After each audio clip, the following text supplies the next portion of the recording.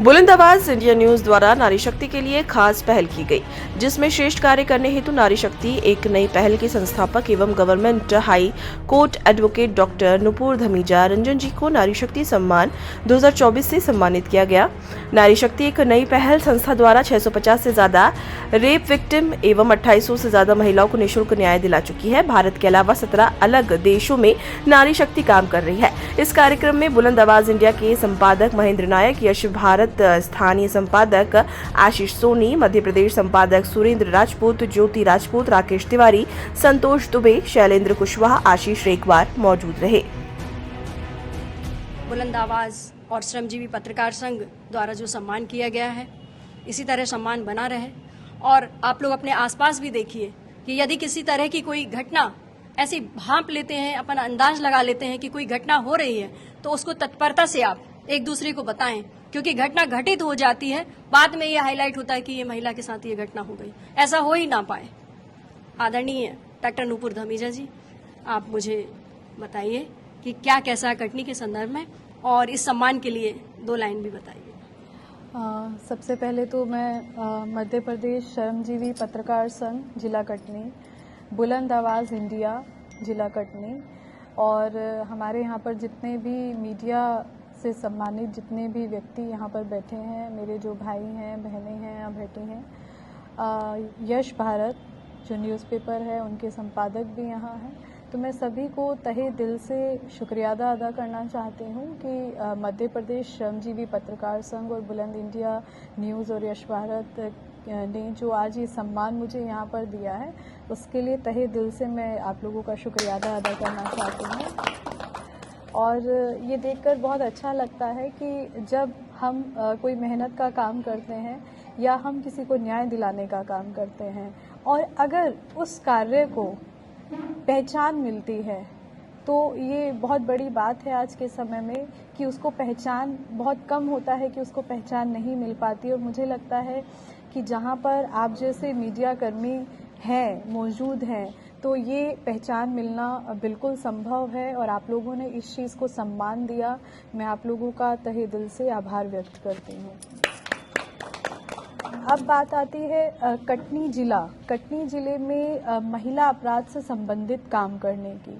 तो कटनी जिले में काम करना, कैसे करना, कहाँ करना, ये बहुत ज़रूरी है शॉर्टलिस्ट करना कि कितने स्लम्स एरिया हैं, यहाँ पर किस तरीके का महिला अपराध से संबंधित अपराध होता है, कौन से ऐसे मामले हैं जो ज़्यादा यहाँ पर घटित होते हैं। पहले हम उनको शॉर्टलिस्ट करें कि कितने ऐसे मामले हैं जो यहाँ पर ज़्यादा घटनाएं यहाँ पर महिलाओं से संबंधित होती हैं। फिर उन चीज़ों को जब हम शॉर्टलिस्ट करेंगे तो स्टेप बाय स्टेप हम उन पर काम करेंगे। हम एक टीम गठित करते हैं। आज मैं ये ऐलान भी करती हूँ, हमारे यहाँ जितने भी मीडिया भाई बंधु, जितनी भी बहनें यहाँ बैठी हैं, हम इन सबको लेकर एक नई टीम मीडिया की गठित करेंगे, जिनको लेकर हम एक नया प्रण लेते हैं, एक नया हम अभियान शुरू करते हैं यहाँ पर कि हम एक मिशन और एक टारगेट को लेकर हम कटनी जिले में काम करेंगे, जिसका रिजल्ट, जिसका परिणाम बिल्कुल हमें अवश्य देखने को मिलेगा। और सबसे पहले हम यहाँ पर स्लम्स एरिया में काम करना शुरू करेंगे।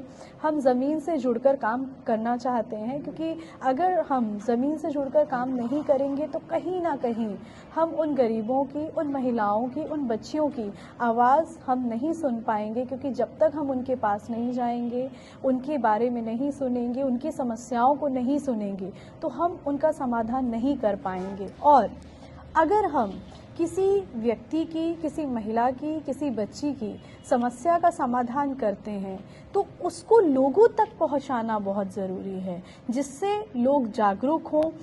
जागरूकता कैसे फैलाई जाए? जब कोई क्राइम होता है महिला से संबंधित, एक बच्ची के साथ होता है, तो 10 घरों में अगर वो न्यूज़ जाती है, सबसे पहले तो वो बच्चा जो 10 घरों में जो बच्चियां बैठी हैं, उनके माता पिता और वो बच्चियां सतर्क हो जाती हैं कि आने वाले समय में ये घटना कहीं ना कहीं हमारे साथ भी घटित हो सकती है। तो हम सतर्क रहें उस चीज़ से, पहला। दूसरा, अगर संस्था के माध्यम से किसी केस को सॉल्व किया जाता है, किसी केस का समाधान किया जाता है, तो लोगों को ये पता होना चाहिए कि अगर हमें ऐसी कोई समस्या आती है उसका समाधान इस संस्था के पास मिल सकता है, वो भी निःशुल्क। हमें कोई पैसा नहीं देना, हमें कोई कानून कचहरी कहीं नहीं जाना, हमें कहीं थाना नहीं जाना, हमें सिर्फ और सिर्फ एक संस्था का दरवाज़ा खटखटाना है जहां हमें न्याय मिल सकता है, जो कि हमारी संस्था न्याय के लिए ही काम कर रही है, निःशुल्क कार्य कर रही है। और अभी तक 650 से ज़्यादा रेप विक्टिम्स को, 2800 से ज़्यादा महिलाओं को हम लोग पूरे भारत में निःशुल्क न्याय दिला चुके हैं। और भारत के अलावा 17 अदर कंट्रीज में भी हमारी संस्था काम कर रही है। हमारी संस्था भारत में रजिस्टर्ड है, हमारी संस्था इंग्लैंड पार्लियामेंट में रजिस्टर्ड है, हमारी संस्था यूएसए कैलिफोर्निया में रजिस्टर्ड है। तो हमारी जो संस्था है नारी शक्ति एक नई पहल संस्था का जो मकसद है, वो मकसद है एक नए भारत का निर्माण करना, जहां पर महिला अपराध से संबंधित मामले कहीं ना कहीं उन पर बहुत हद तक हम अंकुश लगा सकें। तो आप सभी मीडिया साथी का और आप बहनों का बहुत बहुत शुक्रिया, बहुत बहुत धन्यवाद। और इस मिशन में हम सब एकजुट होकर काम करेंगे, यही मैं कामना करती हूँ।